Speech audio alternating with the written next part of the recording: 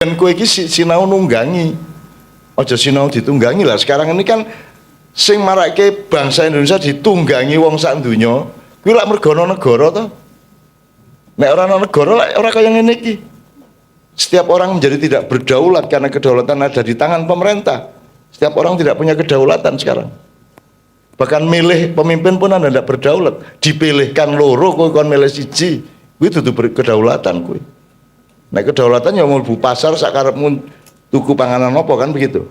Jadi kita ini gara-gara ada negara kehilangan kedaulatan, kehilangan keutuhan sebagai manusia, kehilangan persatuan sebagai masyarakat, kehilangan akal sehat, kehilangan martabat. Jadi negara ini membuat kita hancur sebagai manusia. Ini butuh perubahan konstitusi enggak? Gitu. Kalau mau kafah ya. Ini revolusinya hanya cukup revolusi mental dalam diri pelaku-pelakunya, ataukah butuh atmosfer baru, butuh konstitusi baru? Kalau kita yang sudah tahu di Maiyah kan, iki sistem negara iki butuh ditandani pora. Apa terus kaya ngene iki presidensial, setengah-setengah kaya ngene iki? Ataukah kita mulai berpikir untuk merumuskan kembali kontinuasi dari zaman-zaman yang lalu? Jadi kita batalkan dulu republik ini, kemudian kita teruskan dengan bentuk baru yang tidak terikat pada bentuk-bentuk negara yang atau komunitas yang ada di dunia misalnya. Jadi pertanyaannya sebenarnya sangat pragmatis. Tetapi di luar itu yang juga saya mau tanyakan sama Sabrang, janjane uripmu, uripku, uripe wong-wong iki jane simpel to. Sing penting apa to sing wajib ki apa to? Kowe ilahi rajiun lulus minggu kita. Ono banjir ya monggo, ono lesus monggo, ono tsunami monggo, ono negara apa ora ono negara monggo, sing penting kowe kan sing ditakoki mung kelakuanmu piye. Kan begitu kan Mas. Hidup itu cuma itu kok. Kowe karo bojomu piye, karo anakmu piye, karo tanggamu piye, mung kuwi wae. Perkara kene mungkin melarat, kadang-kadang kangelan bayar sekolah, itu cuman itu romantika, dialektika kehidupan biasa gitu. Tetap itu kan yang wajib seperti cuman gampang kok, asal kue beres karo Gusti Allah kan wis selesai masalah. Cuman sekarang ini kita kan dibebani Indonesia, dibebani negara. Ngopo to urip dadak nganggo negara barang sehingga kalau ngambil keputusan apa-apa itu kudu kompak antarane wong Sabang nganti Merauke sing jumlahnya ratusan yuta. Itu. Nek upama kerajaan kan keputusan itu tidak seruwet itu. Nek pas ono raja sing apik wis langsung dhek dawuh selesai masalah. Kalau sekarang kan milih lurah wae kudu pilkades. Coba. Di satu pihak kita disuruh pilih lurah dengan cara modern, di lain pihak tiba-tiba lurah boleh orang lain dari luar desa itu, kan begitu. Jadi kita itu sebenarnya melakukan apa? Iki sing gara-gara negara itu dadi repot kabeh. Nah, sekarang boleh enggak Anda habis waktu Anda, habis energi Anda, hati dan pikiran Anda mikirin negara? Mongko wajib awake dhewe iki mung sederhana. Sing penting kowe rabi, tenanan nyambut gawe, ngibadah ya lumayan kan gitu kan. Cuman itu tok kok, hidup itu sangat sederhana. Dan itu yang saya lakukan ya cuman itu kok. Saya kan tidak punya libido macam-macam lah. Ya syahwat politik maupun syahwat yang lain-lain. Ada seorang pemimpin negara yang dulu sampai umur 50 tahun ke atas itu minta disuntik obat kuat terus oleh dokternya. Sampai akhirnya dokternya keberatan. Nanti Bapak umur 60 ke atas bisa hancur-hancuran kalau begini. Terus tugas saya sebagai dokter adalah menjaga kesehatan Bapak, bukan menghancurkan kesehatan Bapak. Nanti setelah dia setelah umur 60 ke atas baru beliau sadar, wah iya yang aku biyen melu kowe nganut kowe aku ora banget aku lara kaya ngene ya seterusnya ya. Nah, teman-teman sekalian, ini kan kita jadi repot karena negara. Gitu loh. Nah, saiki nek awake dhewe ngurusin negara, posisi kita kan sudah jelas. Kejaba kowe dadi pejabat, dikasih mandat, legalitas, gaji dan fasilitas, baru Anda wajib. Nah, nek kowe lah ora. Gitu loh. Kue ya kejaba sing iya ya, tapi kan rata-rata kan ora umumnya. Ora kue ya ora dadi apa-apa, dianggap ya ora. Njur kowe saiki kudu mikir negara semono gedene kan gitu. Nah, itu kan boleh nggak itu merusak hidup kita? Boleh nggak Indonesia merusak hidupmu? Kan begitu. Loh, wong kowe ya ora kewajiban apa-apa. Kewajiban kuwi pokoke innalillahi wa inna ilaihi rajiun mengko tok. Kan itu. Itu yang saya tanyakan, Brang. Bagaimana orang Makkiyah menyikapi itu? Nyun sewu sedikit. Makanya kemarin Kiai Kanjeng saya minta untuk salah satu dolanannya itu jaranan. Yang jarane jaran teji gitu ya. Lu kok jaranan apa kok cah cilik diwuri jaran ben kowe iki sinau nunggangi. Aja sinau ditunggangi lah. Sekarang ini kan sing marake bangsa Indonesia ditunggangi wong sak donya kuwi lak mergo ana negara to. Nek ora ana negara ora kaya ngene iki. Setiap orang menjadi tidak berdaulat karena kedaulatan ada di tangan pemerintah. Setiap orang tidak punya kedaulatan sekarang. Bahkan milih pemimpin pun Anda tidak berdaulat. Dipilihkan loro kowe kon milih siji. Kuwi dudu kedaulatan kuwi. Nek kedaulatan ya mlebu pasar sak karepmu tuku panganan apa kan begitu. Jadi kita ini gara-gara ada negara kehilangan kedaulatan, kehilangan keutuhan sebagai manusia, kehilangan persatuan sebagai masyarakat, kehilangan akal sehat, kehilangan martabat. Jadi negara ini membuat kita hancur sebagai manusia. Makanya Totok dulu usul apa toh? Keruntuhan manusia. Jadi yang runtuh sekarang itu manusia. Gitu loh.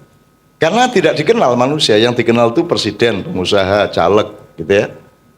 Kamu namamu siapa? Cuma gitu dok. Tapi manusia tidak dikenal dan tidak diperhatikan oleh wilayah apapun saja. Dunia pendidikan tidak peduli sama manusia. Pokoknya bocah apal Quran, bocah iso iki, nggak skripsi, ngono tok. Dia tidak diperhatikan kepribadiannya, tidak diperhatikan dirinya itu siapa, tidak dipandu untuk menemukan apa alladzina nasullah wa ansahum anfusahum dan seterusnya, tidak diperhatikan. Dunia agama yang seharusnya paling canggih dan mendapatkan supply dari Allah, cara-cara untuk memanusiakan manusia agar supaya manusia menemukan dirinya, juga tidak memanusiakan manusia. Manusia itu hanya disebut musyrik, kafir, sunnah, syiah, NU, Muhammadiyah. Ora ono sing menungso, ora ono. Sing ono NU, HTI. Ngono ta? Piye to kuwi? Kewan apa kuwi kabeh? Itu makhluk apaan itu? Kuwi lak mung gedhok karo sego kebuli mau. Lah parine ndi parine? Padinya mana? Padi dirimu itu mana? Nah ini yang dihancurkan negara. Kowe ora ngerti kesengsaraanku benisuk ben sore, bendino ganti kutha nunggang pesawat, terus diperiksa sabuke kon nyopot. Gunting dirampas. Dan ora ana gunane MH Nun Najib Mbah Nun Cak Nun ora ana gunane. Ngerti yo aku ngambung tangan tetep ngerampas gunting coba. Kuwi nek menungso lak ora kaya ngono kuwi to. Nek menungso kan duwe pikiran bakal sehat. Wong aku bar ku ambung tanganku kok takoni identitasku iki lho. Kita bisa. Ada ID-nya Cak. Lho piye to? Lah kuwi iki sapa sing kok Cak iki sapa? Lah iki menungso iki wis kelangan pol wisan. Wis ilang pol. Sak utek-uteke. Ya piye kuwi? Sudah defisit total. Dari martabatnya, akal sehatnya, melaksanakan peraturan tidak tahu hulunya, tidak tahu hilirnya, tidak tahu asal usulnya, tidak tahu kenapa harus ada peraturan dan tidak tahu tujuannya. Kowe meriksa wong lak nek kowe urung ngerti wong kuwi sapa, nek kowe wis ngerti wong kuwi sapa dan sudah membuktikan sekian lama bahwa dia tidak berbahaya, ya kudune kok percaya no. Kowe ora perlu negara, kuwi mbok-mbok dodolan sego ning warung kowe ngerti. Nek kowe bendina rono ya wis ora mesti gari nyatut ning bon kuwi ta. Orang ya setiap orang diawasi ya ora. Semakin modern, semakin kita tidak kenal manusia, maka kita tidak pernah percaya kepada manusia. Kan gitu. Begitu nek wis modern kampusnya gawe kantin antri ngono kae, njur kowe njupuk panganan, mbayar sik lagi mangan kan ngono. Nek ning warung kan mangan sak kemengmu. bayare carry dan dia tidak ngawasi kowe njupuk kerupuk piro karena fakta warung itu tidak hanya ekonomi, ada fakta budaya, ada fakta kepercayaan, ada fakta kemanusiaan, ada fakta bebrayan, ada fakta macam-macam. Kalaupun dia ditipu, dia masih punya Tuhan, dia masih punya ngunduh wong pakarti, masih punya kualat, masih punya famay ya'mal mithqala dzarratin khairan yara wa syarran yara dan seterusnya. Ada faktor yang lain di dalam wong saiki lak ora dodolan adalah ekonomi, adalah uang, adalah itu pun dipersempit dodolan adalah ekonomi, ekonomi adalah uang, uang adalah badi. Coba. Ora rugi wae nyebut rugi. Wah mau ono duit ning dalan ora tak jupuk rugi aku. Rugi apa kowe? Kok rugi iki lho? Rugi nek kowe kelangan duit. Iki piye to iki? Jadi kowe bab rugi wae ra mudeng wong saiki, Bro. Dan ini semua gara-gara negara. Keraton gagal gawe negara apa meneh. Gitu loh. Kalau raja dia elek pokoknya anggar rojo, feodal ngene-ngene. Itu karena apa? Karena orang modern tidak punya mekanisme untuk saling percaya satu sama lain. Maka tidak mungkin ada raja yang dilantik untuk dipercaya. Dulu kenapa ada raja? Karena rakyatnya percaya. Meskipun banyak raja yang tidak bisa dipercaya. Tetapi ada manusianya gitu loh. Jek ono gelem jek ono urusan percaya. Saiki sapa wae ra dipercaya kok. Siapapun tidak dipercaya sekarang. Karena memang akhirnya siapapun tidak bisa dipercaya. Coba gunting cilik lho main tinggal iki lho Mas. Kuwi dirampas. Aku kondo, le, tak ngandani ya. Aku nek arep mateni kowe, kuwi ora perlu gunting, aku mung mandeng kowe mati. Mripatku arep kok rampas, arep kok selagi kotak apa piye? Piye to kuwi karepmu? Kuwi aturan opo? Kuwi gunting dirampas, sabuk dicopot.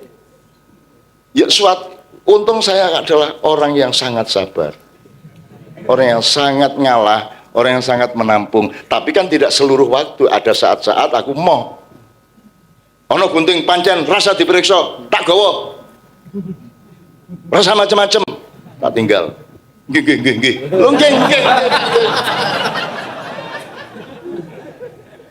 Ini semua gara-gara negara. Nah teman-teman sekalian, kamu jangan disiksa oleh negara. Ini bukan negara, bikin negara tapi ora dadi negara toh. Mosok ngene iki negara. Mosok kowe kudu duwe KTP. Sing butuh KTP dudu kowe. Sing butuh KTP ki wong sing kudu nglayani kowe ben ngerti sing tak layani sapa wae, bukan yang dilayani. Wedhus kok kayak iki wedhus 3, 4, 5, wedhus ora butuh. Sing butuh ki sing ngangon, gitu ya. Jadi kudune pemerintah kuwi tugas ngurusi kowe wong dhek dibayar kae omah, kae duit, kae fasilitas ya toh, kae SPJ. Kae sing kudune ngeterke KTP-mu ning omah. Begitu anakmu lahir kowe gari telepon, Pak gini oke, namanya siapa? Langsung dibikinin akte, dikasih subsidi, dikasih KTP, dikasih ke rumahnya, diantar. Lah kok rakyat bayar malah dikongkon antri gitu. Sing dibayar sopo, sing bayar sopo, gitu loh. Dan ini tidak ada yang berani bantah. Dan saya juga sering tidak bantah saking sabarnya. Nek pas orang sabar tak cekel. Antri. Mbok arep jasan nganggo tas ecolak pokoknya ora antri. Hei, antri. Nah. Terus wong-wong bandara kan ketemu Mbak Fia Siswi. Cak Nun tuh serius ya. Maksudnya gimana? Cak Nun tuh kalau disiplin bener loh, iya. Gak antri kadang dicolek, kadang diselus, kadang nek pas bermakian jam 3 terus jam 4 ini bandara njur kon sabar. Saya kira Allah tidak menciptakan kesabaran untuk seperti itu.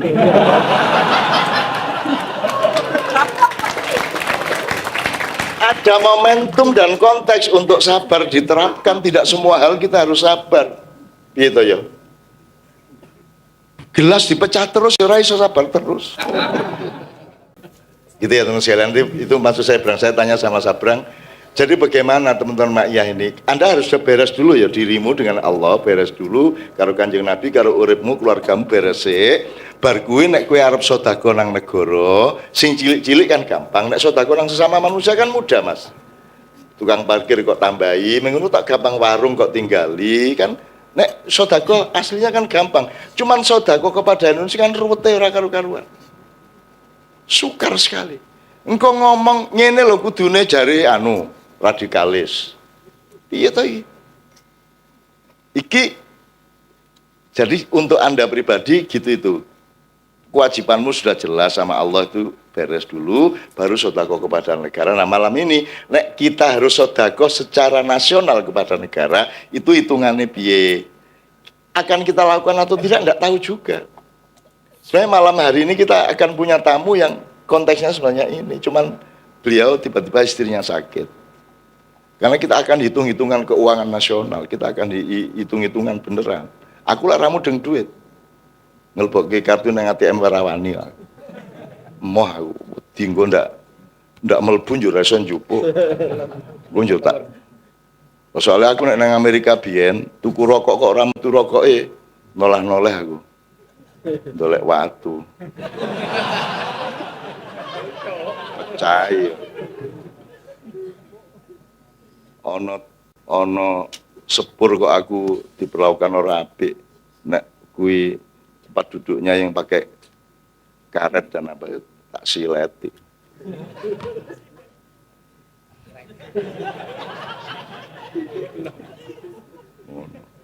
Taksi barang nek arep ngapusi tak kena ngono tenan piye. Aku biyen was. Akhirnya dibales. Numpak taksi. Welek taksi ini bocor.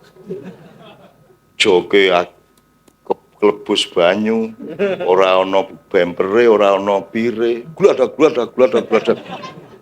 Jam 3 bengi ning Jakarta barekaman karo Kiai Kanjeng. Supir ngawur nyetir terus akhirnya Andi yang ngawal saya. Mas, hati-hati nyupir. Kamu tahu nggak bahwa siapa ini? Tahu. Siapa tahu-tahu? Jajah Handika. Dobol.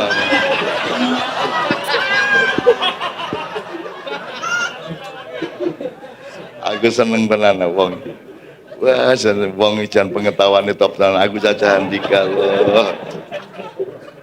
Tapi kan supir taksi nggak bisa dong kita tuntut untuk tahu persis ini siapa. Wong saya diundang ceramah di Jerman. Gambarnya gede, selamat datang Bapak Emmanuel Najib di Jerman, di Berlin. Lah, cetok gambare kaya ngono kae. Terus aku teko karo Mbak Via. Terus panitianya, monggo Mas Bimbo ngono. Iya coba.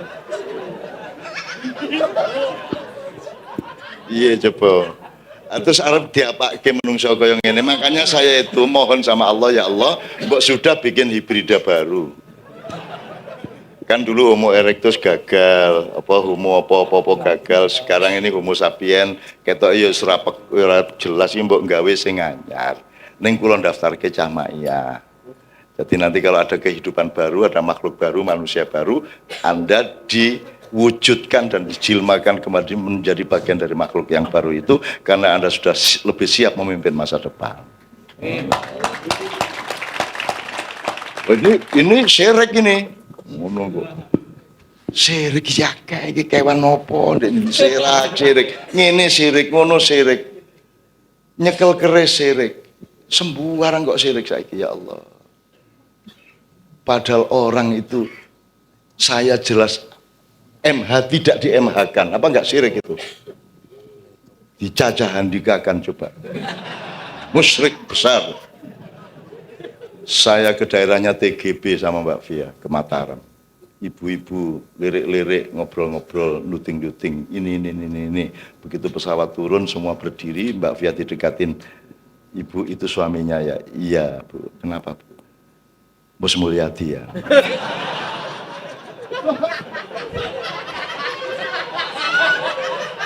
Terus Mbak Via jawab, yes. Wis. Asarep diapake brang menungso kaya ngene iki brang ya wis lah asarep mulane anak-anakku semua bangunlah kemanusiaanmu, sadarlah dirimu, kenalilah kelengkapan-kelengkapanmu ya. Itu yang disebut sabrang inklusif. Kamu itu tidak eksklusif. Atas dirimu sendiri ya inklusif, atas dunia dan makhluk-makhluknya juga inklusif. Bahasa Arabnya kafah lah. Kata sabrang tadi, kalau kamu memang liberal, ya, apalagi terus nganggu Islam liberal, paman, ya kamu tidak akan menolak siapapun. Karena kamu punya cara, kamu adalah dalang, kamu adalah ilmuwan, kamu adalah ahli kebijaksanaan yang bisa memperlakukan siapapun dengan cara yang bermacam-macam. Orang kurang lakon jenenge dalang. Nek saiki kanca-kanca kan lebih banyak menolak daripada menerima. Kayak ngene, kayak ngene. Kayak HTI ya, kayak. Kan gitu. Lah di Maiyah kan sangat inklusif. Sopo wae. Betul-betul sopo wae. Dan itu kan orang semakin lama semakin tahu di mana-mana. Gitu, teman-teman sekalian. Arab tatoan, Arab gimbal. Di Surabaya itu kan kalau pengamanan Kiai Kanjeng kan gimbal kabeh kuwi. Itu kan piye kuwi kok pasukane cakno di gimbal tatoan kaya ngono kuwi. Apa lanang-lanang kon jilbaban nang ngono ya wis. Ayo wis gimbal ya ben gimbal ae. Dulu kan pernah ada tari irian di sini ya. Yang menganggo ya ora koteka banget yang pokoknya ya orang nganggo kathok ngono kae lho ya. Orang nganggo. Kan di sini ada gambarnya itu. Di sini kan dan bagus banget. Dan ada teman-teman yang piye cak pengajian kok ono tari kaya ngono. Lah kon tari piye? Kon tari piye? Apa wong Irian Jaya kok tukoke gamis-gamis ngono? Iya karepmu piye? Ayo ngono kuwi. Kewajibanmu adalah menerima orang seperti itu, kemudian mempergaulkan kebaikanmu, membawa Islammu melalui perilaku yang baik, dan jangan pakai kata Islam, tapi cukup menunjukkan dan memperlakukan dia dengan sebaik-baiknya. Siapa tahu Allah memberinya hidayah. Sebab kamu tidak bisa mengislamkan orang. Yang bisa mengislamkan orang adalah Allah Subhanahu Wa Taala. Ojo njuruhani saya berhasil mengislamkan gitu. Ora ono. Tidak ada orang di Islam, hanya ada orang mengislamkan dirinya sendiri karena petunjuk Allah. Makanya tidak ada orang disyahadatkan, ya tidak ada orang bersyahadat sendiri, ngawur ae. Masa aku makili gue syahadat, susu nek gue maling, aku mau melu tanggung jawab. Ya gue syahadat dewe, kafir dewe kan begitu dalam Islam. Begitu mandiri, begitu demokratis, begitu otentik Islam itu. Kan begitu teman sekalian ya. Berang kira-kira piye iki? Jamaahnya kudu piye nang negara. Meskipun tidak harus nek ora ya ora apa-apa, sing penting kowe uripmu beres. Dengan Allah, Rasulullah jangan punya masalah dengan siapapun saja. Oke, mungkin saya merespon tentang pertama urusan duit piro kuwi mau. Prinsip pertama, duit berapa saja tidak akan bisa membereskan Indonesia. Piro wae duit sak dekro. Total utang dunia itu nek ra salah 700 triliun US dollar apa piro ngono lho. 700 triliunan total utangnya. Kowe kan yo ndagel utang karo sapa? Wong aku utang karo kowe utang karo kae, kowe utang karo kae, karo gitu totale sak ono kuwi lho. Jadi mau duit gini, nek kalau duit menjawab bisa membuat society, Kanjeng Nabi dulu ketika ditawari gunung emas pasti mau. Kanjeng Nabi ditawari gunung emas enggak mau. Duit bukanlah jalan untuk membereskan, tapi dia sarana, salah satu sarana untuk ikut membereskan. Jadi bensinnya sepiro akeh, nek mesinnya bobrok, tetep ora bakal mlaku. Nek duit nganggo dandanin dhisik mesine, lagi diisi bensin, njuk di starter, engko kayak sing bocor-bocor dandani meneh, sing ra beres, kayak engko nek wis mlaku ketok ndi sing ra beres, tambah jalan ketahuan mana yang nggak beres, sedikit demi sedikit diberesin. Nek duit blek Indonesia utangin bayar kabeh apa beres? Ora juga. Jangan lupa Anda lihat, coba sejarah, lihat Malaysia dan lihat Arab Saudi, di mana ketika lulus SMA kayak subsidi DIT, lulus kuliah kayak DIT, negara ngek DIT akhirnya karuan go wong-wongane. Lihat output hasilnya seperti apa. Bahkan Mahathir sendiri menyesal dengan keputusan itu. Goleki kalimate, ono kalimate. Memberi duit bukan berarti sesuatu yang selalu baik kalau dia tidak membangun mesin dalam manusianya. Yang penting mesinnya bergerak kok. Bukan apa sebenarnya duitnya sepiro kok. Tapi nek rano duit ya rano bensin saapi-apike apa sebenarnya mesin nek rano bensinnya ya ora mlaku. Jadi tetap sinambung butuh. Tapi jawabannya bukan hanya pada jumlah duit berapa. Tapi piye penggunaan duit tersebut. Luwih parah Jepang. Nah dari hitung-hitungan itu loh.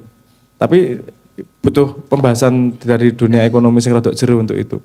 Jadi utang dan segala macam mungkin gue beres-beres dewe kalau mesinnya memang sudah berjalan dengan baik. Dan kalau saya sendiri pribadi urusan negara, kerajaan itu kan saya melihatnya hipotesis.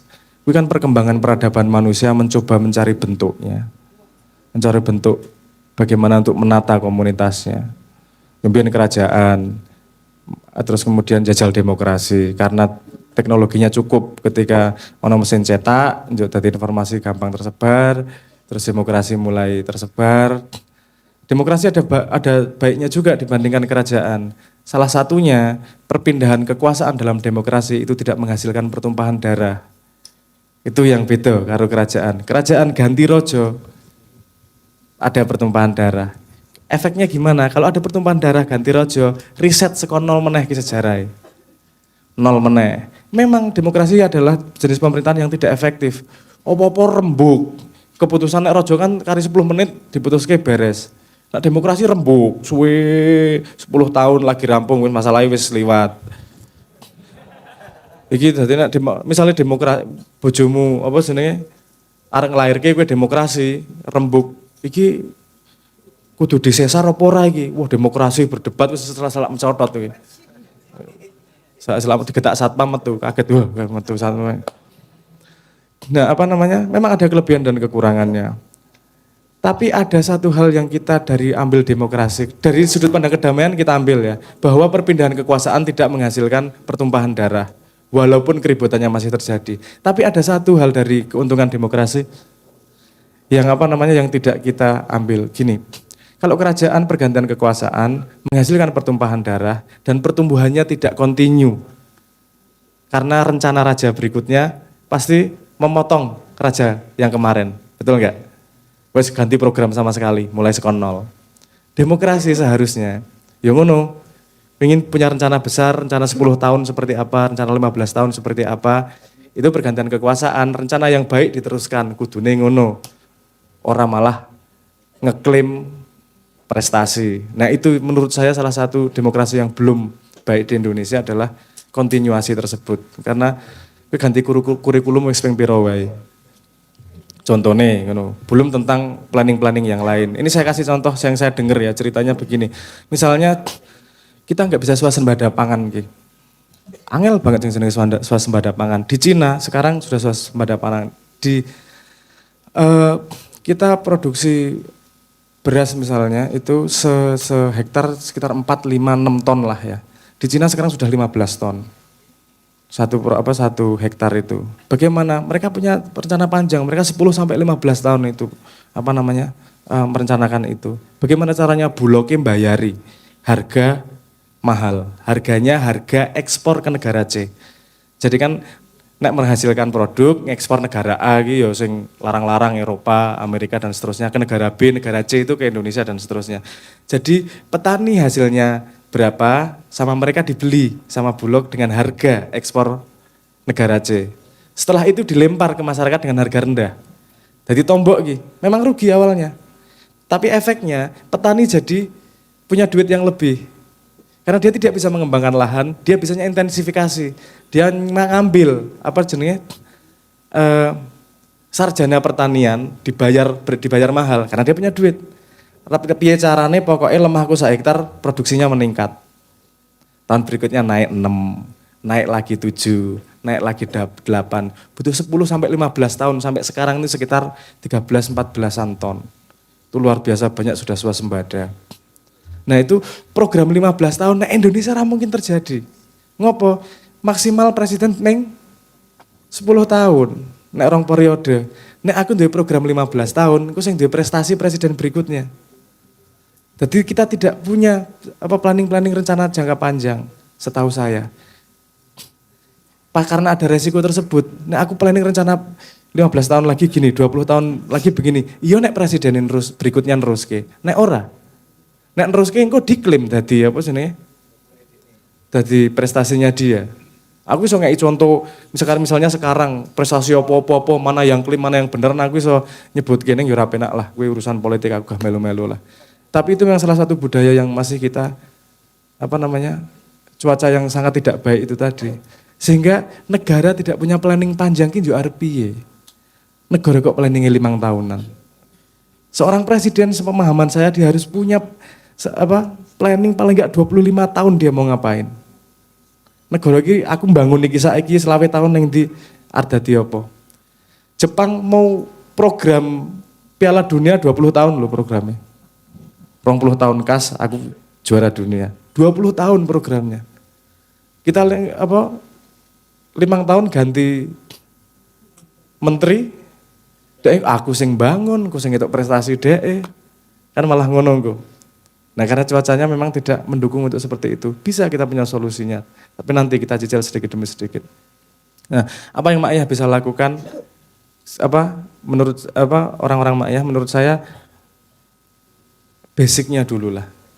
Basicnya dulu seperti Mbah Nun tadi bilang, wajibnya kan dewe dadi menungso kuwi.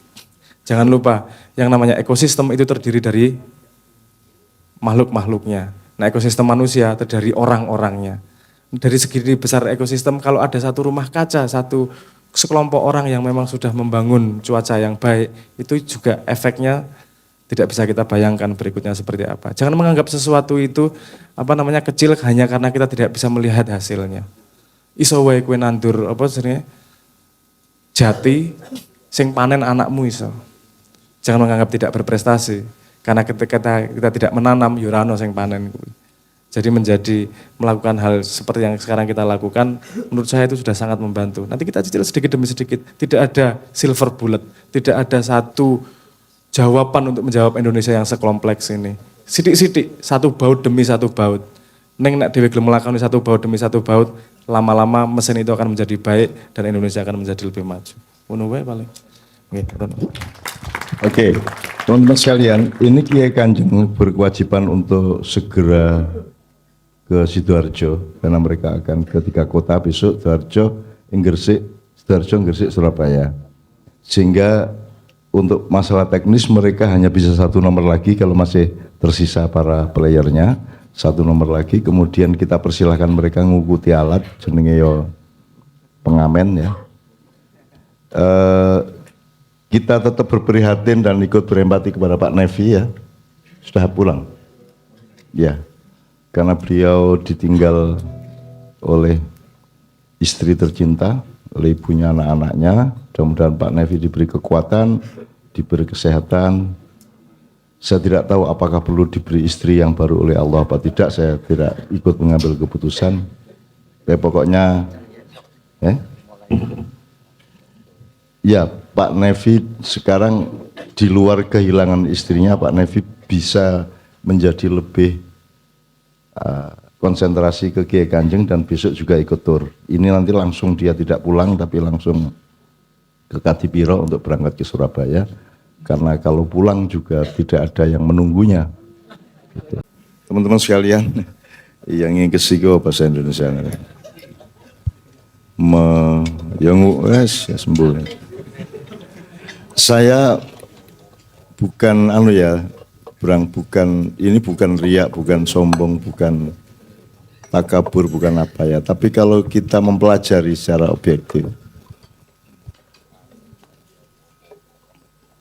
Mak Yah ini sebagai konstruksi berpikir, sebagai cara pandang hidup, sebagai sebagai pengambilan jarak terhadap nilai-nilai dan sebagainya, itu sebenarnya sedang membengkak menjadi jawaban tidak nasional, itu jawaban kemanusiaan, jawaban peradaban yang skalanya seluruh dunia. Dan ini bukan fenomenologi dekade, ini fenomenologi kurun. Ini menjawab begitu banyak hal yang sifatnya langkahnya itu langkah abad. Jadi saya betul-betul ingin melihat ke depannya bagaimana teman-teman Maya ini.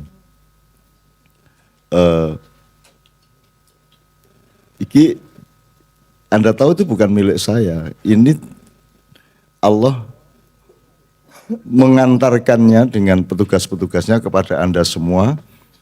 Masalahnya adalah apakah dunia butuh jawaban, apakah dunia ini butuh sembuh, apakah dunia ini butuh kemaslahatan, kan itu masalahnya. Kalau soal nilai, kalau soal ketepatan, akurasi, keluasan atau apapun itu, kita oleh Allah ditunjukkan betul-betul begitu banyak sekali jawaban-jawaban yang bisa kita transformasikan dari Allah kepada dunia, yang bisa sangat banyak menjawab. Yang sekarang ini kan mandek-dek ya, tidak berani berubah, tidak berani berpikir lain, tidak berani punya pamrih lain, tidak berani punya tujuan lain kecuali materialisme, kapitalisme. Dan Mas Toto tadi bilang nggak ada orang anti Pancasila di seluruh dunia, karena hanya orang aneh kalau dia anti keadilan sosial bagi seluruh umat manusia dan rakyat Indonesia. Nek wong Indonesia iki wong melarat we gelem sengsara ya gelem apa meneh kok dikongkon keadilan sosial mesti seneng banget. Jadi tidak ada anti Pancasila. Jadi Anda jangan ditunggangi oleh hoak-hoak intelektual, oleh hoak-hoak terminologi atau kata-kata yang bertebaran di medsos, di media, di televisi, di mana-mana, yang semuanya sebenarnya sedang menunggangi Anda supaya Anda menjadi bangsa jajahan yang dikempongi, dibodoh-bodohkan terus-menerus. Makanya sering dolanan jaranan, mulai sesuk golek pring ya, tinggo jaranan ben gue terbiasa nunggang jaran, sebab iki jaran dunia iki larat, gue tidak.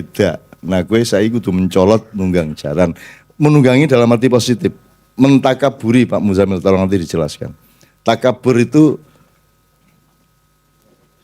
Allah yang lebih besar dari segala macam. Nah, saya selalu mengatakan takabur kepada manusia tidak boleh, takabur kepada sama makhluk tidak boleh. Tapi saya kira kita wajib takabur kepada masalah kita. Kita harus lebih besar dari masalah kita. Anda harus lebih besar dari sakit Anda harus lebih besar dari problem-problem Anda. Itu namanya mutakabir. Anda boleh, bahkan wajib bertakabur untuk supaya Anda harus lebih besar dari masalah-masalah yang menimpa Anda. Dan itu bisa, karena manusia bersifat sangat dinamis. Bahkan puasa saja itu, Anda tahu kan, produknya kan la'allakum tatakun, bukan bukan litakunu muttaqin. Kalau puasa menjadikan engkau menjadi manusia yang bertakwa, itu bahasa Arabnya litakunu muttaqin, kan itu. Tapi bahasanya di Quran enggak gitu, la'allakum tatakun. Ini sangat dinamis. Siapa tahu kamu bisa menjadi lebih bertakwa. Bukan karena puasa kamu pasti menjadi bertakwa. Karena puasa itu hanya salah satu sarana, ada banyak tarikot-tarikot lain di luar puasa teknis yang harus Anda lakukan secara mental, rohani, akal pikiran dan seterusnya. Oke. Selanjutnya mungkin Pak Muzamil, kita nantikan tausiahnya. Baik, terima kasih. Tadi Mas Abrang kan menyatakan inklusif gitu ya. Inklusif itu kalau dalam bahasa Arab Mas Abrang jami gitu ya. Jadi itu termasuk Asmaul Husna. Asmaul Husna itu al-jami. Artinya menghimpun gitu ya. Inklusif itu menghimpun berbagai segi gitu ya. Nah, saya kira teman-teman Ma'iyah gitu ya, seperti yang sering disampaikan oleh beliau Bahnon gitu ya, kita itu jangan jadi perabot tapi menjadi ruang gitu ya. Jadi inklusif itu bisa dilakukan, sikap inklusifistik itu bisa dilakukan kalau kita menjadi ruang gitu ya. Jadi kita bisa menampung, bisa menghimpun semua kekuatan. Karena sekarang persoalan yang sedang kita hadapi ini, Islam itu kan sedang digerogoti dari dalam oleh ormas Islam sendiri. Yang mana ormas Islam sendiri itu sedang cakar-cakaran satu sama lain, sama-sama rebutan bendera, gitu ya. kata satunya aku yang paling apik, kata satunya yang paling apik. Gak ada ormas Islam sekarang yang mencoba menghimpun kelompok yang lain. Yang ada tuh menghancurkan yang lain. Gitu ya. Seperti contoh ya, Hizbut Tahrir. Hizbut Tahrir itu idenya kan besar, menyatukan orang sedunia, coba bayangkan. Tapi eksklusif ya gak bisa. Bagaimana kelompok yang eksklusif menggagas gagasan mau menghimpun orang sedunia? Gitu. Ya gak bisa, maka Hizbut Tahrir akhirnya ditolak di mana-mana. Gitu. Sebenarnya Ma'iyah ini yang bisa sebetulnya. Gitu. Karena menjadi ruang Ma'iyah. Gitu. Ini kan Anda ada yang NU kan? Ada yang Muhammadiyah. Ada yang Hizbut Tahrir juga kan?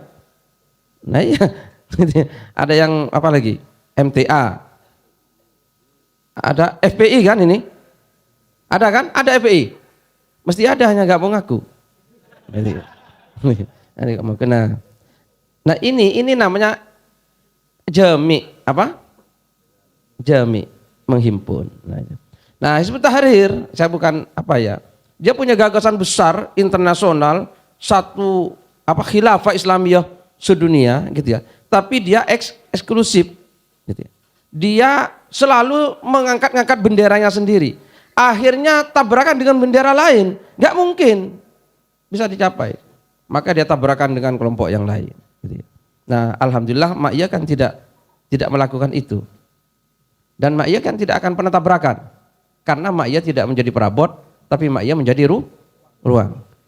Itu teman-teman semua saya kira sumbangsih Anda semua nanti kepada masa depan Islam, masa depan Indonesia. Gitu ya. Jadi kalau teman-teman Ma'iyah bisa menjaga ini, ayo. Ini sekarang sedang apa ya? Kelompok-kelompok itu sedang tabrakan satu sama lain. Coba baca medsos itu. Ya Allah. Saya sebagai orang yang betul-betul NU, gitu ya. Loh betul. Saya sendiri ngeri melihat teman-teman NU yang terlalu anti kepada orang yang di luar NU. Gampang tersinggung, gitu ya. Gampang apa itu ya? Pokoknya dikritik sedikit seakan-akan apa? Seperti apa itu? Seperti seng itu loh, seng kepanasan itu loh. Tahu seng kepanasan?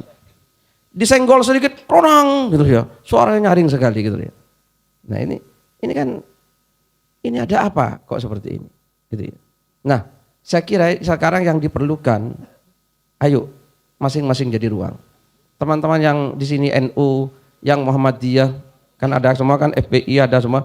Ayo mencoba teman-teman menjadi pribadi-pribadi yang eksklusif. Bangun apa lingkungan Anda menjadi lingkungan yang inklusif, yang al-jami ya, menghimpun, bukan mani. Nah, itu ya. Gitu ya. Jadi al-jami itu lawannya al-mani. Kalau al-mani itu selalu menolak, gitu ya. Pokoknya bukan aku ditolak. Gitu ya. Jadi kalau saya NU, pokoknya bukan NU, saya tolak. Gitu ya. Karena Mustafa Muhammadiyah, pokoknya bukan Muhammadiyah, ditolak. Nah itu. Nah ini al-mani namanya. Jadi selalu menolak. Gitu ya. Nah ini yang kita rasakan sekarang ini, dan ini ya sebetulnya memang sudah lama, gitu ya. Ini sejak beberapa tahun yang lalu, saya memang pernah ngobrol sama Pak Hasyim Muzadi, yang Pak Hasyim Muzadi waktu itu jadi One Team Press kan. Pak Hasyim Muzadi pernah bilang sama saya, Mil, apa Kiai? Sekarang sudah darurat Islam, gitu. Dan darurat Indonesia, itu kata Pak Hasyim. Nah, teman-teman semua, sekarang seperti rahmatan lil alamin. Gitu ya. Rahmatan lil alamin itu sekarang kan terus diacung-acungkan menjadi sebuah kelompok, gitu ya. Rahmatan lil alamin itu mestinya, gitu ya, menjadi sikap kita, perilaku kita. Rahmat itu apa? Rahmat itu apa? Rahmat itu sebuah rasa yang ada, yang kita itu tidak tega kalau ada orang lain menderita itu rahmat namanya. Jadi kalau sampean dalam hatinya ada rasa, kalau ada orang lapar sampean nggak tega, ada orang susah nggak tega, ada orang sedih nggak tega, ada orang punya masalah nggak tega, pokoknya ingin ikut mengatasi. Bahkan kalau perlu ketimbang awak mau sing rekoso, awak kuai, itu namanya rahmat, gitu loh ya. Itu rahmat. Jadi rahmatan lil alamin itu ya seperti itu kepada semua orang. Bukan kok rahmatan lil alamin diacung-acungkan menjadi sebuah kubu terus malah menebar kebencian. Iku tutu Islam rahmatan lil alamin. Piye karepe? Tutu ngono kuwi rahmatan lil alamin. Rahmatan lil alamin itu diroso teng jerone ati. Pokoke lek ana wong rekoso ora tegel. Gitu loh ya. Lek ana wong lapar ora tegel. Lek ana wong sengsara ora tegel. Itu berarti ada rahmat. Maka sampean kalau namanya rahmat, gak mungkin gemuk sampean, mesti kurus. Kecuali rahmat yang gemuk. Nah iya. Wes itu ya. Itu rahmatin lil alamin seperti itu. Kalau sampean punya seperti itu, berarti sampean punya rahmat. Sampai sabda Rasulullah itu, sampai seekor kuda itu mengangkat kakinya khawatir menginjak anaknya karena rahmat yang ada dalam diri kuda itu. Nah, sekarang orang kan enggak. Jangankan mengangkat kaki, lihat perlu diida-ida. Lihat anak uang cilik diida-ida. Rahmat apanya? Itu kekejaman. Sampai kepada lawan pun kalau rahmat itu jangan sampai tahu Salahuddin Al-Ayyubi. Lawannya sakit, dia nyelinap di tengah kegelapan malam mengobati lawannya. Ya apa enggak? Itu rahmatan lil alamin. Gitu ya. Nah sekarang malah digolei. Iya. Ya apa enggak? Nantang-nantang. Kok rahmatan lil alamin nantang? Ya rahmatan lil alamin apa? Jadi ayo itu rahmatan lil alamin seperti itu. Itu ya. Nah ini sekarang yang mari yuk kita insya Allah teman-teman ma'iyah. Nah kenapa ini kok jadi seperti itu? Karena semuanya itu jadi perabot itu. Nah, maka ayo kita berbesar hati menjadi ruang. Dan itu yang diajarkan oleh beliau. Gitu ya. Terakhir, masalah takabur kepada masalah. Ya, jadi begini. Kan orang kalau punya masalah, itu kan ingin selesai masalahnya. Kan itu ya. Nah, supaya masalah itu selesai kan orang harus tahu masalahnya. Ya apa enggak? Nah supaya orang tahu masalahnya kan harus diurai. Nah, orang bisa mengurai itu kalau berada di atasnya masalah. Kalau orang di dalam masalah kan nggak bisa mengurai. Karena pusing dan stres. Nah itu, jadi betul beliau. Jadi takabur kepada masalah itu harus. Artinya kalau ada masalah kita supaya berada di atas masalah. Di atas masalah itu bahasa Indonesia mungkin mengatasi masalah. Jadi mengatasi itu bukan apa? Berada di atasnya masalah. Karena kalau ada di atasnya, kita itu akan bisa mengurai. Kalau bisa mengurai, kita bisa menemukan, oh ini gitu. Jadi takabur kepada masalah itu hukumnya wajib. Maka teman-teman semua, kalau ada masalah, ayo takabur ya. Kepada masalahnya. Dalam arti berada di atas masalahnya, jangan di bawahnya. Nah Indonesia saya kira butuh para mutakabbirin gitu ya. Nah, ya, para mutakabbirin untuk bisa menyelesaikan persoalan Indonesia. Ya. Mungkin itu yang bisa saya sampaikan. Ya baik teman-teman, saya kira kita perlu buka sesi tanya jawab atau merespon, termasuk oleh teman-teman yang ada di atas juga boleh ikut mengemukakan responnya atas apa yang tadi sudah kita serap dari Mas Sabrang, dari Mbah Nun, dari Pak Muzamil. Saya persilahkan. Oh silakan. Siapa? Oke, jenengan. Oke, habis itu Pak Munir ya. Oke, silakan. Oke, matur nuwun. Assalamualaikum warahmatullahi wabarakatuh. Kembali lagi merespon apa yang tadi disampaikan Mas Sabrang kaitannya dengan ini sebenarnya sistem dan cuacanya yang salah sehingga tadi ada alternatif untuk membuat ekosistem baru dengan cuaca yang baru. Kalau kita lihat konteks Indonesia pada saat ini kan ini sebenarnya ada kemiripan dengan kondisi Mekah pra Rasulullah hijrah pada saat itu. Jadi ada kepemimpinan dari kata khilafah itu kemudian banyak dipakai istilahnya adalah siasah yang orientasinya pada kekuasaan pada saat itu. Jadi masyarakat Mekah yang awalnya sudah di sana terbangun permufakatan kultural, akhirnya kalah juga terhadap hegemoni kekuatan kapital dari Abu Sofyan pada saat itu. Nah, kemudian Rasulullah memutuskan untuk berhijrah. Kalau tidak salah hal itu tidak terjadi secara instan. Jadi kalau menurut Pak Mus itu, kalau untuk melakukan perubahan itu ada step-stepnya. Yang pertama itu internalisasi, dan itu sudah dilakukan oleh Rasulullah pasca menerima wahyu itu. Kemudian terjadi proses internalisasi, kemudian yang berikutnya adalah sosialisasi. Nah, hal ini saat ini sosialisasi ini yang tadi salah ditafsirkan menjadi publikasi itu, padahal sosialisasi di sini adalah melakukan interaksi membaur dengan masyarakat. Dan kalau tidak salah, mungkin nanti mohon koreksinya dari Yai Muzamil, sebelum Rasulullah memutuskan untuk berhijrah itu beberapa kali didatangi dari penduduk Yastrib sendiri pada saat itu meminta Rasulullah untuk datang ke sana. Dan ini juga temuan dari teman-teman NM. Ini ada kalau kita membaca buku-buku tentang tarikh Sirah Nabawiyah seperti itu, misalkan di Haikal dan lain sebagainya, ada kekosongan sejarah dari sejak Rasulullah usia 25 itu pasca menikah sampai usia kenabian di 40, usia 40 itu tidak begitu populer dibahas seperti itu. Nah kami coba ngoncai di situ menerka-nerka bahwa Rasulullah pada saat itu melakukan sosialisasi. Kan Rasulullah pada saat itu kan saudagar berdagang, jadi orang-orang yang di Yastrib pada saat itu sudah terinternalisasi nilai yang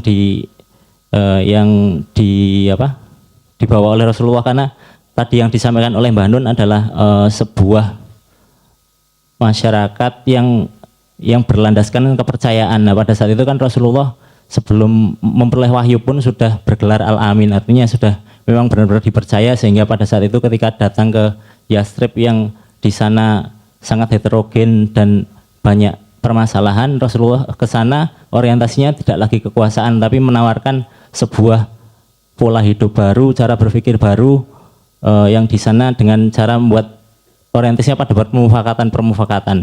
Dan menurut Pak Mus juga setelah sosialisasi tahapannya adalah infrastrukturisasi. Di sana Rasulullah mulai membangun pasar dan lain sebagainya. Nah, mungkin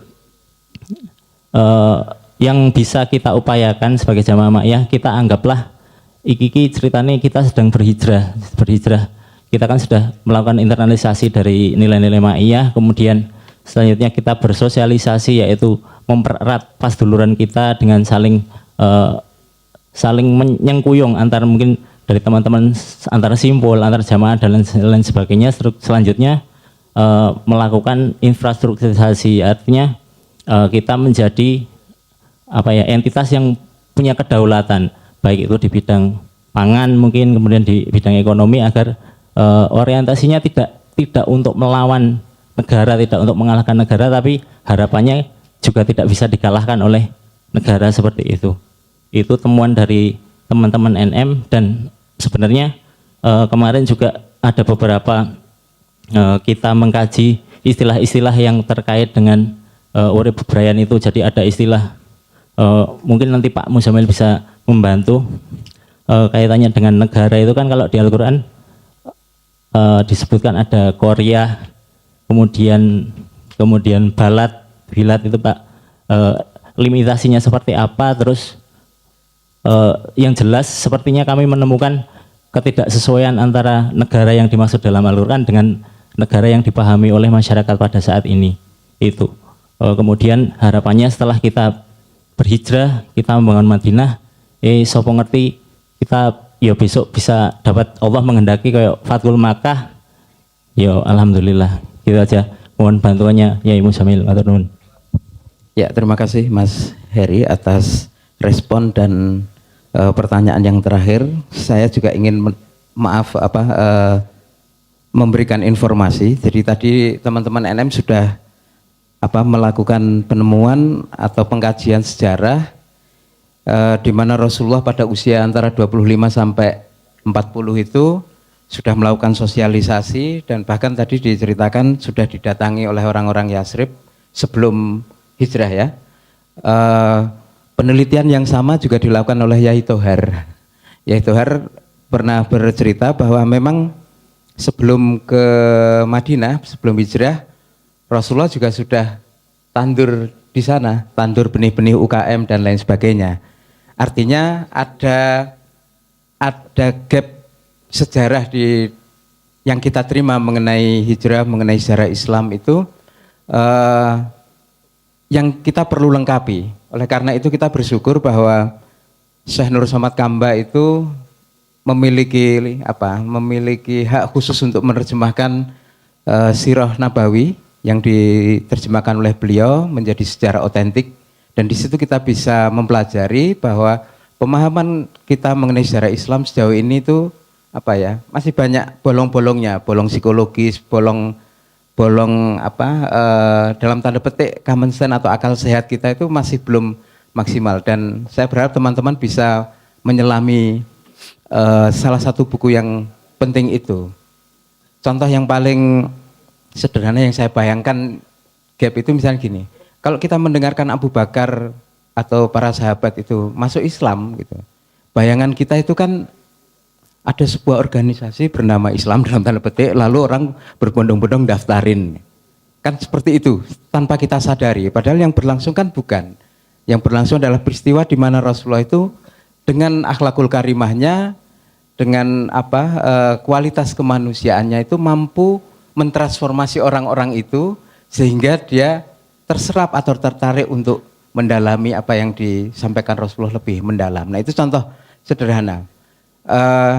Itu Mas tambahan dari saya. Pertanyaan yang terakhir tadi mengenai Korea, Bilad dan lain-lain. Hal yang sama juga pernah saya tanyakan ke Syekh Kamba tentang sebenarnya Rasulullah itu sendiri punya enggak bayangan tentang bentuk komunitas yang diharapkan gitu. Kita membayangkan kalau sebagian ilmuwan politik menyebut Madinah itu sebagai negara itu kan karena bias dia sendiri, dia pinginnya itu negara. Padahal kan belum tentu benar-benar bernama negara kalau kita ukur dengan parameter negara modern dan seterusnya. Saya berharap ini juga menjadi bahan diskusi yang lebih mendalam atau kuliah-kuliah ke depan. Teman-teman NM saya rasa bisa mendorong lebih jauh ke arah itu. Itu saya persilakan selanjutnya Mas Munir ya, sebelum nanti direspon. Sebentar. Oh ada yang dari sana, siapa tadi? Oh Mas sini Mas. Ya silakan, sebut nama dari mana. Assalamualaikum warahmatullahi wabarakatuh. Nama saya Novian Gilang Wijaya dari Gunung Kidul. Saya juga Novian Gilang Wijaya dari Gunung Kidul. Dredeg. Saya juga termasuk jamaah YouTuber dari Cak Nun, dan banyak kata-kata yang dari beliau yang saya terima. Salah satunya itu kalau nggak salah, siapa kamu? Apa kamu itu yakin kalau kamu itu kamu? Wah itu langsung meresap nih. Ya, saya itu, wah itu muter-muter terus kata-katanya. Kalau saya perhatikan dalam kehidupan sehari-hari itu, kok teman saya itu gini, kok teman saya itu gitu, kok ada yang sampai rela gini untuk mencari eksistensi gitu loh. Bahkan kalau menurut saya manusia itu dari dalam dirinya itu udah tahu kalau dirinya itu nggak ada. Dari alam bawah sadarnya itu dia itu udah tahu kalau dirinya itu nggak ada, sehingga membutuhkan sesuatu dari luar untuk membuat dirinya eksis. Seperti misalnya beli baju bagus, motor bagus gitu. Menurut saya itu upaya untuk manusia itu tampil wah gitu loh. Agar dia itu ada mengada-adakan mengada-adakan dirinya sendiri gitu. Saya ya itu cuma pemikiran saya minta pendapatnya dari Mbah Nun atau mungkin Mas Abrang. Terima kasih. Assalamualaikum warahmatullahi wabarakatuh. Silakan Pak Munir atau siapa dari sebelah kanan? Ada? Yang mana? Yang jenggotan? Oh ya maju Mas. Nanti urano jenggote kok mengisidik. Oh yang belakang. Oke. Perkenalkan, nama saya Muhammad Nur Khotib, asal Lumajang. Pertanyaan saya kayaknya nyambung dari masnya yang tadi. Jadi berangkatnya dari daun-daunnya Mbah Nun sendiri. Selama ini soal kemerdekaan, soal meneliti asal-usul kita. Terus saya coba mulai dari misalnya manusia. Oh iya, saya manusia. Terus manusia Jawa. Nah, saat mencari sesuatu yang ada di Jawa ini yang berhubungan dengan diri saya, itu banyak pertanyaan-pertanyaan yang muncul, misalnya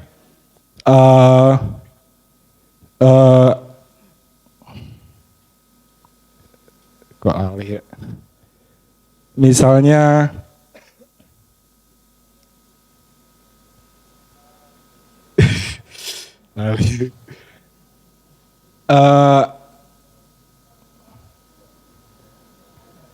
misalnya sebelum Jawa, terus sebelum sampai ke agama jadi manusia dulu, terus agama itu dari banyak referensi, misalnya dikatakan bahwa jalan hidup atau jalan berserah diri gitu. Terus saya banyak menemukan wacana di Jawa, ternyata orang-orang Jawa ya leluhur kita itu banyak yang berserah diri tanpa menggunakan tanpa menggunakan label agama Islam gitu. Maksudnya, nah di situ tabrakan dari diri saya sendiri. Pertanyaannya, waduh, gimana kita caranya mencari diri sendiri itu mulai dari asal usul Jawa sendiri gitu. Terima kasih.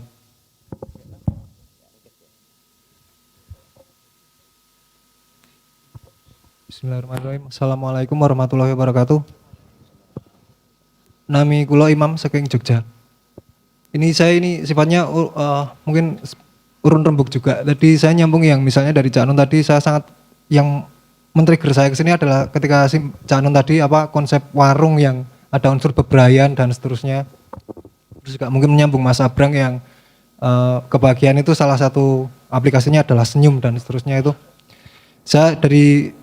Saya cenderung selalu menempatkan diri saya lebih kepada ranah sosiokultural ya. Jadi begini, beberapa tahun kemarin saya alhamdulillah sempat dikasih kesempatan oleh Allah untuk interaksi sama orang-orang asing yang orang sekarang menyebutnya belahan dunia barat, orang-orang yang kita sebut sekarang barat itu.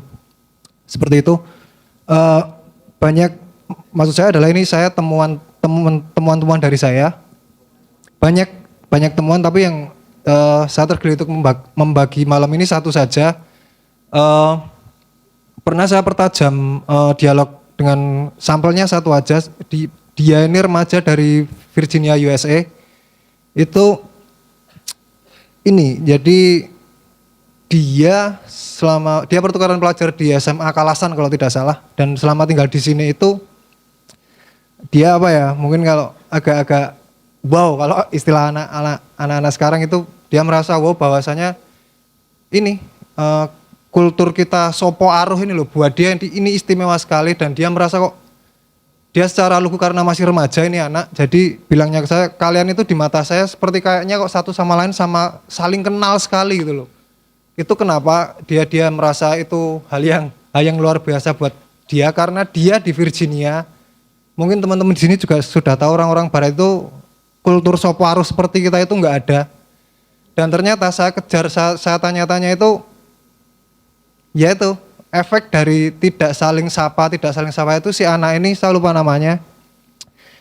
Ya mereka akhirnya yang timbul adalah siap prasangka, saling menghakimi walaupun masih dalam ranah persepsi, dan puncaknya adalah konflik timbul dengan tidak saling sapa. Awalnya dari situ. Jadi papasan itu ya saling acuh tak acuh itu diteruskan, konflik muncul karena dalam ranah persepsi saling menghakimi, saling berprasangka dan seterusnya seperti itu. Saya tutup dengan ini. Jadi maksud saya adalah kita yang tadi disebut dikategorikan kita orang Jawa, kita orang Nusantara, kita ini punya modal, jangan lupa kan. Kita punya modal dari mbah-mbah kita yang sekedar masa berang tadi senyum itu seperti harus sederhana, tapi itu ternyata modal besar yang ya mari kita bersama-sama kita lestarikan itu gitu mungkin. Bukan untuk menjadi modal untuk takabur atau apa, tapi semoga ini membuka kesadaran agar kita tidak lagi menjadi bangsa yang inferior. Mungkin itu saja. Terima kasih. Wassalamualaikum warahmatullahi wabarakatuh. Saya mohon segera bisa direspon oleh Mas Sabrang terlebih dahulu.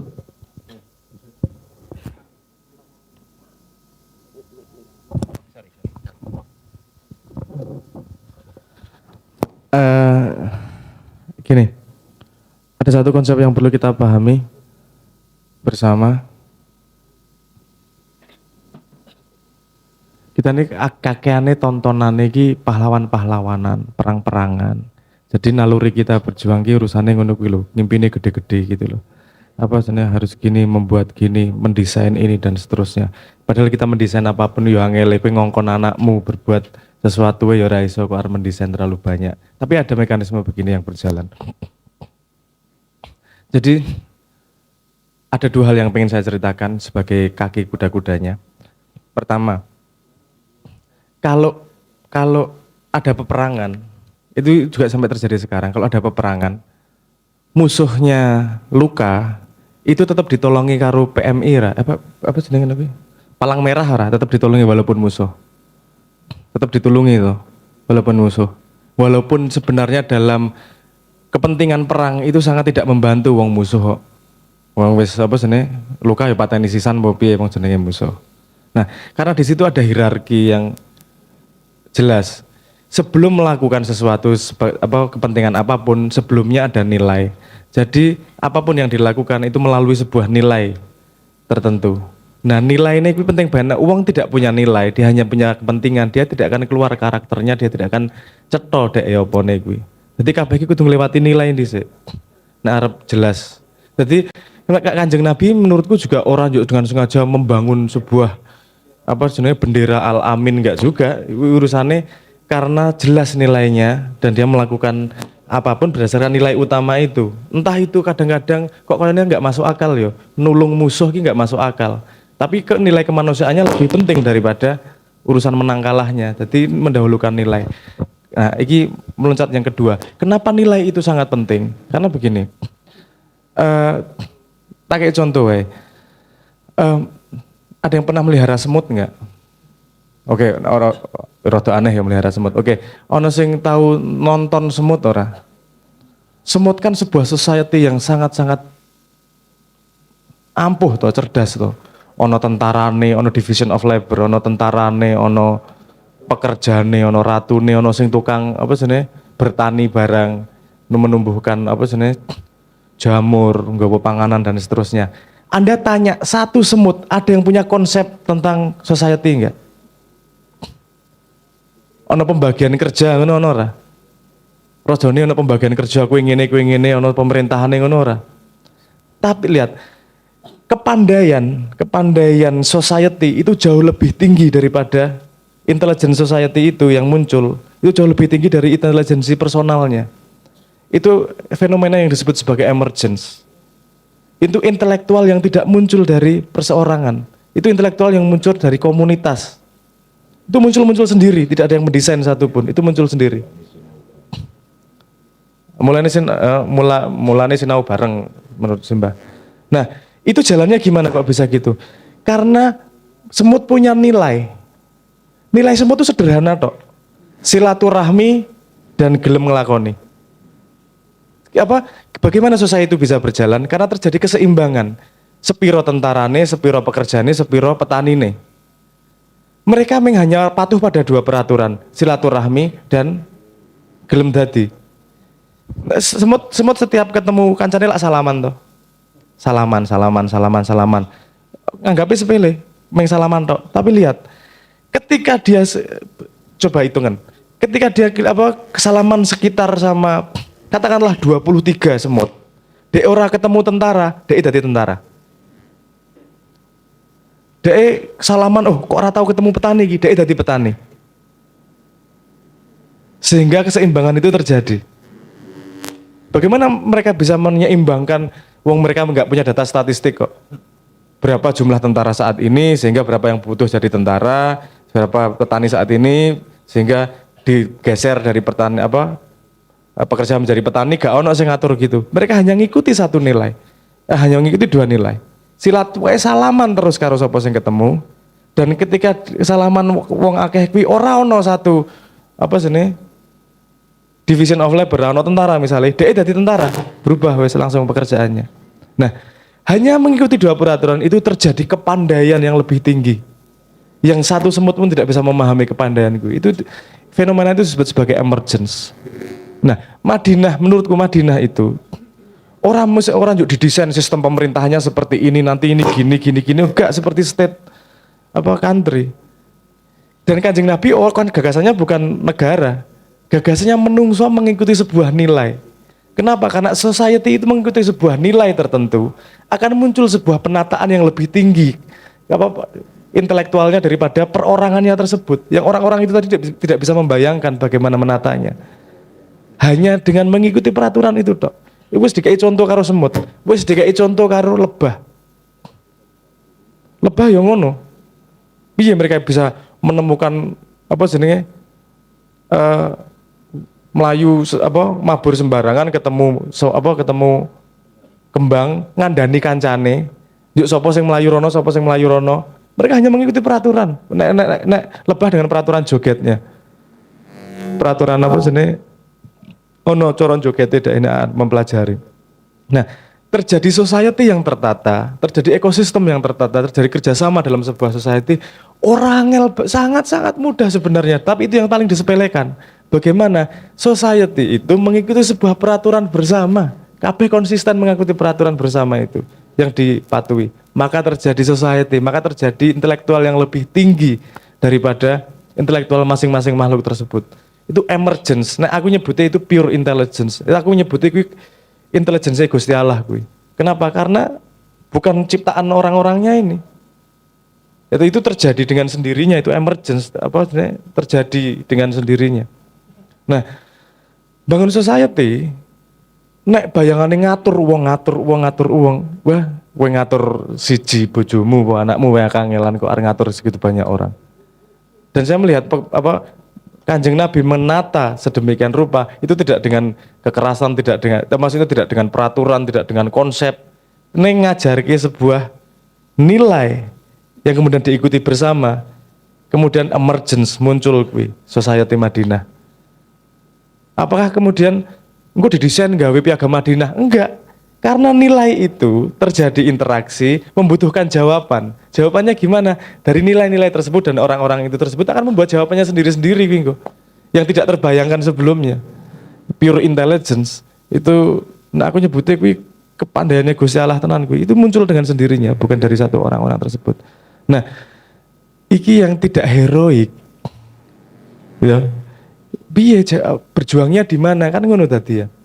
Berjuangnya kan di dalam perjuangan bersama, persetujuan. Karena ketika satu society, satu tidak mengikuti nilai yang berbeda, emergence-nya pasti nanti juga berbeda. Nah, sing iso ndelok emergence itu, yo butuh apa jenenge sudut pandang, cara pandang, resolusi pandang dan kedalaman pandang yang apa jenenge berbeda. Nah, aku cuman memberi bat-batan itu aja sebagai referensi. Oke, matur nuwun, kuwi respon saya. Oke, saya waktu masih sedikit nih, sekitar 20 menit, saya nurusin Pak Muzamil kemudian ke Sabrang. Jadi di Serang waktu kita ma'iyahan di kumpulan para aktivis yang pro Jokowi maupun yang pro Prabowo, pro Gatot, ya. Ada pertanyaan mirip seperti itu. Kalau memang pemimpin yang zalim ini adalah ketentuan Allah, maka kita mau apa? Gitu. Nah, saya ambil terminologinya aja pertama. Kan Allah itu menyikapi manusia dengan 5 macam klausul. Yang pertama, memberi perintah. Bisa berupa hidayah, bisa berupa karomah, bisa berupa ide, ilham, dan seterusnya. Jadi memang Allah sendiri yang perintah. Nomor 2, manusia berkehendak, manusia punya kemauan, manusia punya program, Allah mengizinkan. Jadi yang kedua izin. Yang ketiga, Allah membiarkan, Allah tidak berurusan, sebagaimana hadis kepada Abdurrahman itu, yang jangan minta jadi pemimpin itu. Sebab kalau kamu minta jadi pemimpin, kamu mencalonkan diri, maka Allah tidak ikut-ikut, tidak ikut campur terhadap urusanmu, tidak nolong, tidak menghukum dan lain sebagainya. Karena nanti tinggal ditunggu di neraka. Yang nomor 4, bombong, apa ya? Istidraj ya. Istidraj, jadi fi qulubihim maradun fazadahumullahu marada. Kalau orang membiarkan kecenderungan untuk memelihara penyakit di dalam hatinya, maka Allah menambahi penyakit itu. Jadi ada klausul bombong atau ngelulu. Yang nomor 4 adalah idlal. Allah memang menyesatkan kalian. Nah, dengan sebab yang seperti Anda tanyakan tadi. Nah, jadi sekarang kalau ada pemimpin yang Anda sebut zalim itu yang mana? Apa ini hidayah Allah? Apa perintah Allah? Apa ini kita sendiri terus Allah mengizinkan, lah kue dhewe sing milih itu. Nomor 3, ya sakarep-karepmu kono kan itu. Sing nomor 4, ayo tak surung malahan. Nah, kue sok ngono kuwi. Nah, gitu. Nomor 4, kue tak sesatke kue kan, tak jelomprongke kan gitu. Itu. Nah, yang mana gini, simpan dulu pertanyaan ini untuk kita jawab bersama dengan pertanyaan yang lain mengenai pertanyaan yang lain tadi. Nomor 2, saya itu tidak begitu, saya itu husnudzon kepada Allah apalagi ya, dan kepada bangsa Indonesia. Terminologi yang lain begini, Anda itu kalau menerima sesuatu itu mungkin ujian dari Allah, mungkin hukuman, atau mungkin peringatan. Jadi yang paling ringan kalau diperingatkan berarti Anda masih disayang Allah, dielekke dan danono. Utawa diuji, panjenengan kowe wis rada kuat diuji. Gitu ya. Utawa kowe dihukum. Nah, ada peringatan yang tidak diperhatikan oleh manusia akhirnya ditingkatkan menjadi ujian, dan ujian tidak digarap dan tidak dikerjain oleh manusia akhirnya jadi hukuman. Nah, ini salah satu yang ada kemungkinannya di Indonesia adalah lagu iki wis diuji kaya ngono ya tetep ndau wae, tetep tidak perhatiin, akhirnya semula Anda diberi pemimpin zalim itu untuk menguji Anda. Tapi akhirnya karena ujiannya tidak dikerjain, Anda malah menikmatinya, akhirnya dijadikan hukuman. Jadi Anda sedang dihukum ini sekarang, dan puncaknya 2019 itu adalah ketok palu hukuman berikutnya. Gitu. Yang lebih parah. Gitu. Kalau kemarin cuma hukuman seumur hidup, 2019 hukuman mati. Kan gitu. Nah, ini terminologi kedua. Tapi saya tidak bahagia untuk menceritakan penderitaan dan kebusukan. Jadi saya akan ambil sisi yang lain, jarak pandang dan sudut pandang yang lain. Saya itu sama bangsa Indonesia itu, nek tak delok wong cilik ning desa-desa sejak zaman dulu, tidak hanya zaman sekarang, tidak hanya reformasi, Orba, Orla, kemerdekaan. Sejak dulu sudah saya lihat. Wong Indonesia janjane kan menggari njupuk tiket untuk masuk surga. sudah memenuhi syarat dia untuk masuk surga. Ning urung duwe tiket resmi ngono ya. Urung duwe tiket resmi niku tulisannya la ilaha illallah asyhadu alla ilaha illallah Muhammadur Rasulullah gitu. Itu pun juga kadang-kadang tiket itu tidak diperlukan kalau Allah mau. Gitu ya. Bisa aja. Maksud saya, Anda ini misalnya kalau Anda orang Jawa, orang Sunda, orang Madura, orang manapun, sebenarnya sudah secara semut tadi, secara emergence, Anda sudah menemukan kok. Bagaimana baik sama orang, baik sama Allah, bagaimana baik sama binatang, baik sama alam, itu sudah menemukan semuanya. Tapi kemudian dipermatang dan diberi keyakinan yang lebih teguh oleh Allah melalui firman-Nya di dalam Islam itu. Jadi, kalau kita lihat ini, saya tidak optimis bahwa bangsa Indonesia sedang dihukum atau sedang disesatkan, gitu loh. Loh, wong apike kaya ngono kok. Nganti saiki aku nek ndelok rakyat apike kaya ngono. Salah iki mergo diracuni. Gitu loh. Ada yang jahat di antara mereka itu karena atmosfernya tadi, karena ada pencipta atmosfernya, ada pencipta cuacanya. Itu pun tetap baik loh mereka. Aku rasa bayangke wong Indonesia, ya kecoba sing banget ya. Saya tidak bisa bayangin mereka tidak masuk surga gitu loh. Ini dalam rangka khusnudzon, bukan saya memastikan. Gitu. Jadi kalau menurut saya, untuk mayoritas bangsa Indonesia ini tetap ujian, belum hukuman. Tapi untuk kelas menengah dan elit itu hukuman, penyesatan dan hukuman sekaligus. Dijlomprongke tenan. Karena yang paling kacau, yang paling busuk mentalnya, akalnya, nilainya adalah kelas menengah dan elit. Dan mereka merasa mendapat berkah dengan menjadi staf menteri, dengan merasa mendapat berkah. Padahal itu Allah betul-betul sedang menghukum dan membusukkan, ya, membusukkan akhiratnya. Dia pikir sukses menjadi menteri itu, dia pikir sukses kan itu kan kekufuran intelektual yang luar biasa. Dia pikir kalau menjadi pejabat itu sukses, gitu ya. Gitu. Dia pikir nek wis dadi opo-opo ki ampuh gitu loh. Gitu. Itu kasihan betul aku. Dan tiap hari saya gendong wong-wong kaya ngono kuwi. Glendot nang aku kaya ngono kuwi. Oke. Nah, menurut saya Allah itu sedang memverifikasi dan nyortir, sedang nyortir. Iki engko sing sebelah kene rada cendik-cendik iki tak iseni. Wong-wong sing tidak punya cukup ketahanan untuk menahan racun dan atmosfer yang buruk itu. Ning ana meneh sing didhuwurke iki lumayan kok iki. Lingkungane dian ning dhek ya ora pati-pati edan banget gitu ya. Ya ning ya tetep ora edan banget ya ora iso ning ya lumayan nek dhek iki. Minimum isi salat, isi apik karo tanggane. Jadi meskipun dia secara struktural dia sudah ikut dolim juga, tapi masih lumayan gitu. Terus nanti ada tingkat lagi dan saya itu berharap Anda itu munggah telundakan iki dhuwur ngono lho. Dadi kowe iki termasuk sing tahan uji. Kita itu di segala hal, Brang. Setiap pertanyaan itu selalu menunjukkan betapa kita itu orang yang ingin mandek.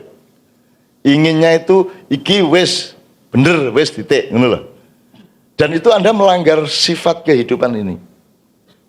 Anda ini kan mengalir, Mas, tidak berhenti. Bahkan Anda tidak pernah berhenti di satu titik waktu.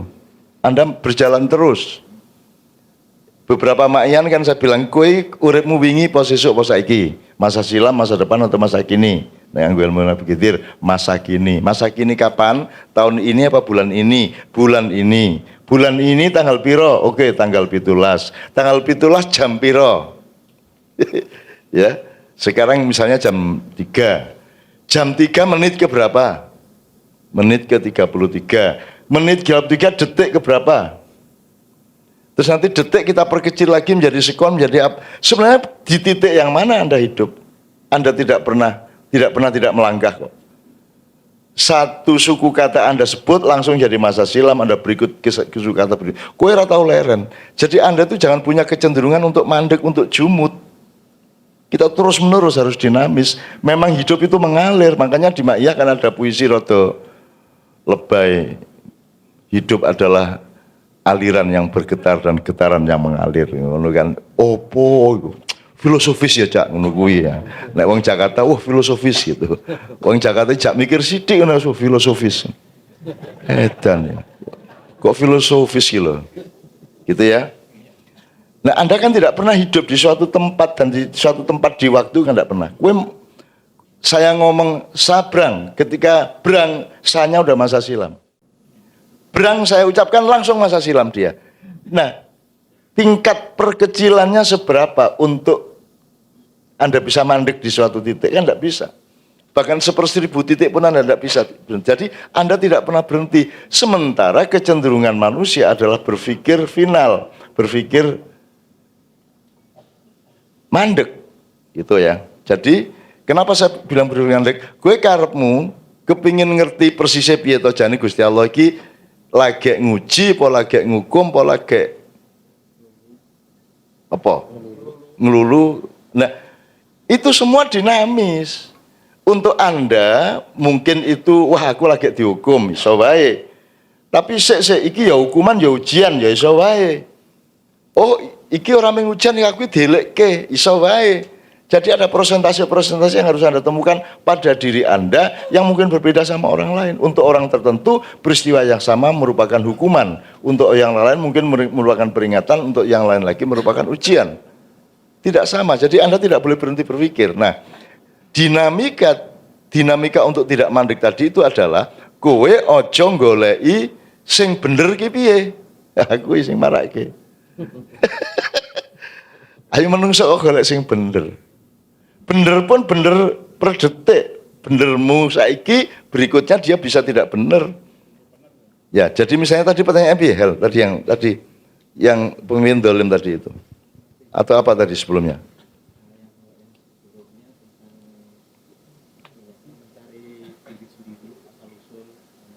Ya, oke.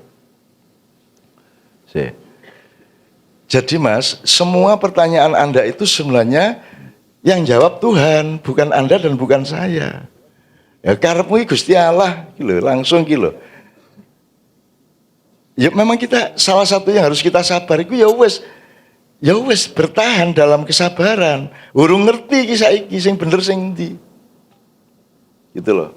Tidak bisa kita pastikan surga, neraka, baik, buruk, tidak bisa. Yang penting kita tiap hari jangan nyakitin orang, jangan nambah masalah, jangan memecah belah, jangan memfitnah. Itu kan jelas, gitu loh Mas. Itu saja. Memang hidup itu cuma begitu itu. Nah, setiap orang ini merasa tidak aman kalau tidak, wah iki sing bener. Loh, nek sing bener-bener dalam arti teknis gampang, sholat 5 waktu bener angger pada waktunya, ngono ya. Jemuan bener, rabi bener, gaya anak ya bener, enggak joning gerdu, itu ya. Kalau bener-bener relatif ya bener-bener relatif jenenge ya. Itu relatif dalam ruang dan waktu itu banyak ya syariat Islam ya toh bahwa kita ini pilkada, bahwa saya ini bener makan nasi, ya iya memang ya. Tapi kalau Anda menginginkan pertanyaan-pertanyaan tadi itu bersifat seperti nasi, oh ini benar nasi maka saya makan. Tidak bisa. Tidak bisa, makanya tidak bisa memastikan surga dan neraka. Saya bisanya husnudzon. Saya tidak mengatakan Anda pasti masuk surga. Tapi saya juga ingin membantah bahwa Anda masuk neraka. Boleh toh? Mau aku naik kue mlebu neraka. Mumpun ngoten to Gusti Allah mbok sabar bocah-bocah wis gelem makian nganti jam 3 esuk. Engko jam itu ya nyambut gawe kurang ngopo lek ngabekti teng jenengan mesti dilebokno neraka kok ya sadis ngono. Kan gitu kan. Nah, kalau itu kan la Allah ya. Berharap mbok menawa sapa ngerti mengono urip ki meng kuwi, Dek. Hidup itu hanyalah Allah. Semoga mbok menawa muga-muga sapa ngerti mengono ki tok. Gitu loh. Kecuali yang relatif-relatif tadi, benar yang relatif itu. Tuh. Nah, oleh karena itu, enak kita andaikan dulu dijadikan semut. Nah, wis ngene iki kan kebingungan. Ya toh? Nah, ngene iki kebingungan, dikai akal ning ya ora tekan, ya toh? Ya toh? Sinau ya malah luwih sekolah kok malah dadi piye to iki aku sekolah kaya ngene hasilnya.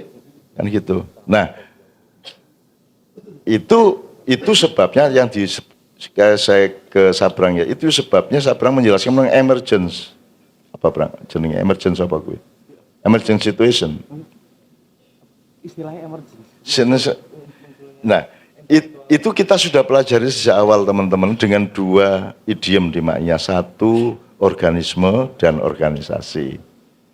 Jadi semut itu dia sebuah organisme yang dirimut langsung oleh Allah. Bahkan dia tidak punya kesadaran. Sabrang mengatakan mereka cuma setia, mereka juga enggak setia. Mereka tidak ada tema kesetiaan juga. Mereka itu 100% dikehendaki oleh Allah. Ya malu mayuk marun kalau di Quran. Ya malu mayuk marun ya begitu itu semut. Kalau semut dikasih kesadaran sedikit bentrok sudah. Sama dengan manusia. Nah kita ini kan kalah oleh akal kita sendiri. Apalagi di Indonesia akal itu kata kerjanya adalah menipu. Yaitu ngakali. Ya sudah mau bagaimana, kapan kita latihan baik? Wong akal untuk ngakali. Padahal mengakali itu kan benar. Mengakali itu artinya, ayo kita akali padi supaya jadi makanan yang enak, maka jadi nasi. Ngakalinya pakai ditutu, diliwet, yang begitu, itu ngakali namanya. Tapi dalam bahasa Indonesia mengakali, ya ngapusi. Aku mau diceritani Rampak. Jadi Jember itu kan ketua OSIS, Rampaknya itu ketua bidang apa dan jagoan di sekolah di ranking, terus malam di kamar dia ketua kamar. So kan kue ketua kamar, kepala kamar iki piye to. Wong kowe iki ngelempit sarung keset. Ya to. Kowe iki anduk kowe kok klumbruke. Orang mesti lali kok bisa ketua kamar piye kan, kamar di pesantren itu kan ketertiban, ketekunan itu kan, terus piye? Yang enggak tahu guru-guru itu nganggap saya itu paling tertib, paling rajin. Lah kok iso? Ya tak hapusi dia bilang gitu. Kok hapusi piye? Pokoknya kalau guru memeriksa itu saya duduk langsung di depan lemari saya. Saya temuin di depan lemari saya ketika pemeriksaan sehingga dia tidak bisa buka lemari saya. Kalau lemari saya dibuka kelihatan kacaunya lemari saya. Bahkan kalau lemarinya teman-teman juga kacau, itu sama Sabrang sama si Rampak sebelum pemeriksaan dolek kardus popo sing abot disorongke ning ngarep supaya guru tidak punya naluri untuk bukain barang-barang kotor itu. Oh, iki ngapusi gurumu ngono. Ya ndak ngapus itu siasat yang ngomong ngono. Kurang ajar ya wes. Gitu. Jadi teman-teman sekalian, itu organisme.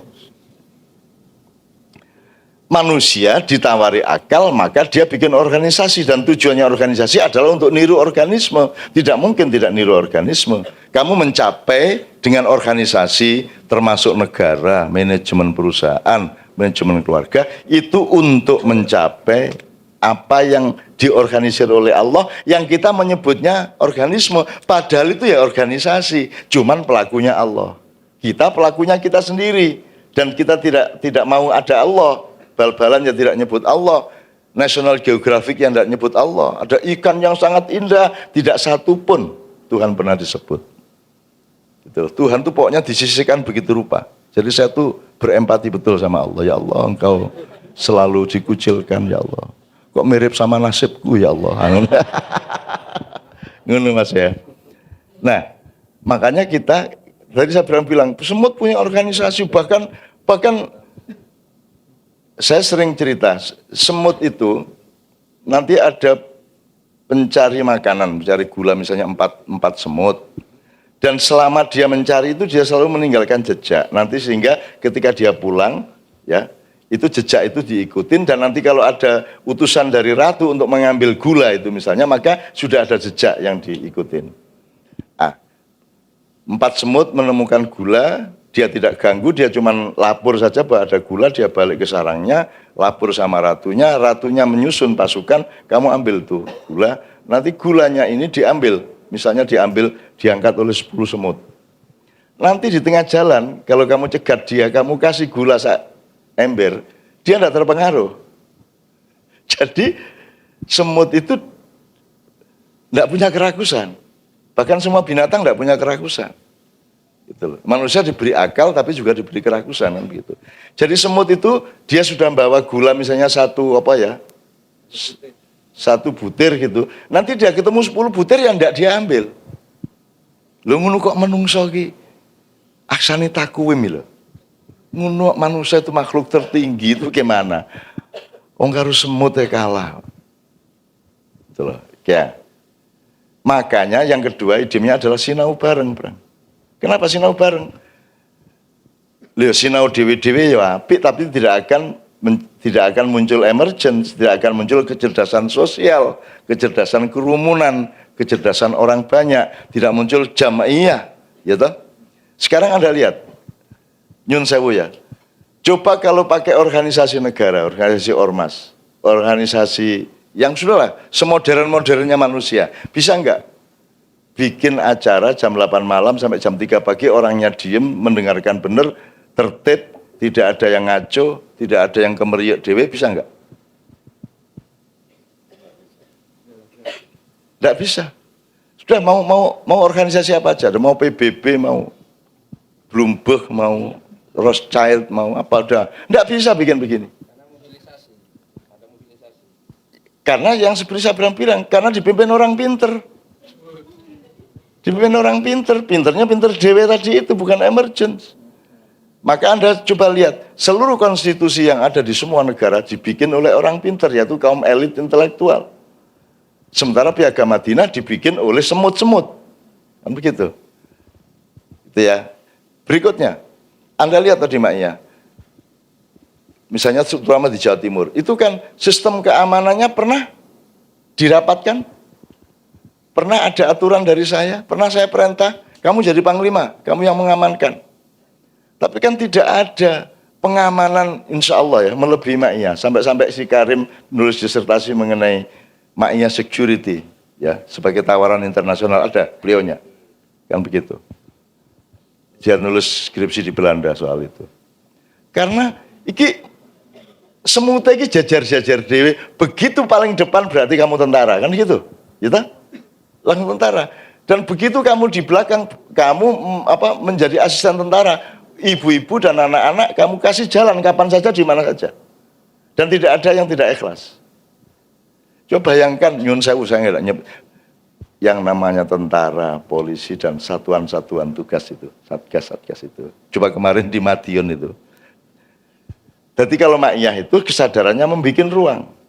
Jadi kalau saya jalan menembus ribuan orang, itu mereka membenggang gitu loh Mas. Sehingga saya jalan. Kalau satgas lainnya, itu sibuk gandeng saya. Jadi aku wangel melakukan Mas. Gini. Jadi dia niatnya bukan memudahkan, niatnya dia ingin memonopoli saya. Niatnya kapitalisme. Sampai ada cerita mengenai Indonesia, saya tuh dapat pemandangan tentang Indonesia itu, pokoknya ada satuan pokoknya satuan pengaman gitu di padang bulan kayak gini nih. Kalau selesai acara waktu itu belum ada Ma'iyah, sehingga belum ada organisme semut tadi. Dikerubungi ono sing kopi, ono sing sembarang mesti. Aku pernah digerobokan tuh Mas, sak klambiku iki dijupuk Mas. Mek kari celana karo kaos, sandalnya dijupuk. Jadi aku mlebu kendaraan tekan Pekalongan lagi tuku sandal jepit. Wis dipek kabeh pokoknya. Ini tiba-tiba ada yang loncat dari belakang, set, ambil peci saya. Wah, kepala keamanan, enggak boleh itu, haram itu. Nyuri, jambret namanya, dikejar sama dia. Wah, terus aku sibuk salaman, sebentar kemudian, sudah, saya pegang lagi. Untuk saya ya. Coba piye. Ya itu Indonesia banget, ya itu reformasi. Reformasi ngono kuwi tak pikir iki jatuhin Soeharto karena membela kebenaran dan membangun kebaikan. Jebul nggo kula damel kula nggih Cak. Wah arek-arek ya aku ngguyu cekiki anakku ya Allah Indonesia banget kowe iki ngono. Dan itu komandannya loh Mas. Ini Cak, sudah serbut nih Cak. Ini sudah beres Cak. Ganggu kula ya. Dopo arek-arek. Gitu yang siaran ya. Jadi menurut saya Kita itu tidak meningkat menjadi malaikat, kita turun menjadi semut. Kenapa apa ya? Turun jadi semut itu malah apik tuh. Terus ra iso kowe berantas semut ning donya ra iso. Ayo ra iso semut diberantas gitu loh. Kita nggak belajar ke tikus loh ya. Tikus yang tidak bisa diberantas, apalagi yang tidak bisa diberantas, nyamuk, lalat. Untung Sabrang kepekaannya kepada semut dan kita kan asik. Kita ini cuma semut, gitu loh. Semut ireng, ojo anak-anak sapi. Ya, semut ya anak semut. Sebab nek sapi kowe engko dijak nyebrang kali Gerawan, jur kowe engko dikelui nek cara Jawa, di apa? Dikeloi terus gue diperbudak untuk bajak untuk segala macam. Lah gue wis enak-enak semut-semut ireng kok anak-anak sapi. Poconan kayak kalimat berikutnya, betapa kita menjadi budak akhirnya.